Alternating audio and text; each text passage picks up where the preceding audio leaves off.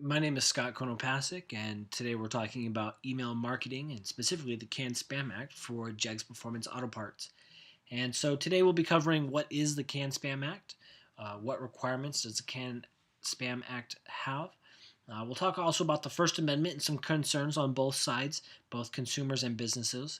And then we'll also talk about the criminal implications and some of the potential setbacks that could be found there. And then lastly, we'll talk about the JEGS marketing strategy. So, what is the CAN Spam Act? It literally stands for Controlling the Assault of Non Solicited Pornography and Marketing. It's a law that was passed by Congress in 2003, and it's the first regulation and law of its type to put boundaries on email marketing and what can and cannot be done. And so, to give a little bit more context, there are three different types of emails: commercial emails, which are advertising or promoting a business. CAN spam specifically works and is around the commercial emails. There are transactional emails, which can be a confirmation email or an email receipt sent from a business to a consumer. And then everything else falls into the other category, which is sending a personal email or anything of that sort. So the CAN Spam Act has a number of different requirements. First and foremost, the CAN Spam Act requires that there are no false or misleading headliners. In conjunction with that, businesses are not able to use deceptive subject lines. This is to help identify what the purpose of the email is, and then also the somewhere within the body of the email, it must be identified as an ad. And at the bottom of the email or somewhere within there, businesses must tell recipients a physical address for the business. It can be a P.O. box or the working office, and that physical address must be valid for 30 days after the email is sent. Also, somewhere within the email, recipients must have instructions on how they can opt out of receiving future emails. Those requests must be honored promptly. The business has 10 business days to remove that email from the list, and then that business is not able to begin sending to that email address again until after 30 days. The last portion of this is businesses must monitor what others are doing on their behalf.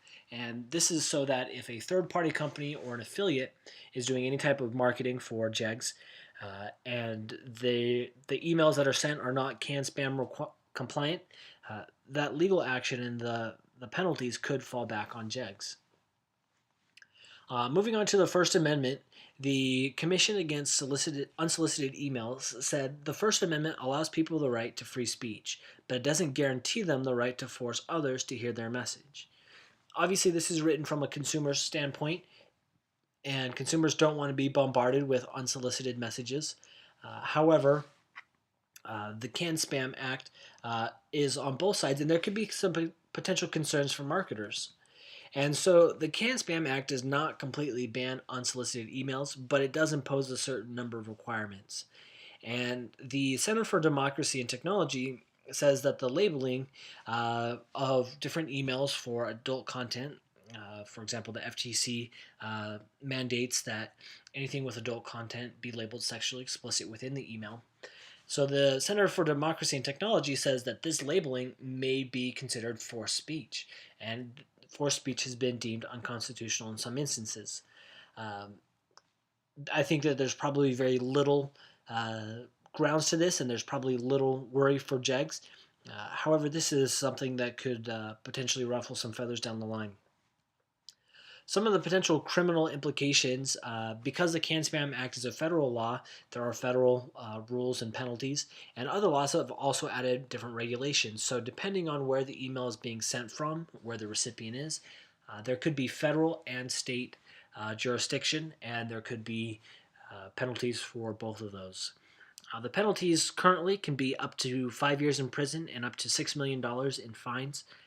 And then the CAN spam works only as, actually, according to one technology lawyer, works only as to legitimate businesses that inadvertently make mistakes and run afoul of the anti-spam laws when not having the intent to violate the law. So interestingly enough, this technology lawyer believes that most of the time, the people who are going to be found guilty of violating the CAN Spam Act are those who are trying to be in compliance and simply make some type of mistake. This also implies that the people who are going to spam are going to spam regardless and not really have too much concern or worry about being in compliance. So, by following the rules outlined by the FTC, which we covered earlier, there is little legal risk and little chance of any type of a lawsuit.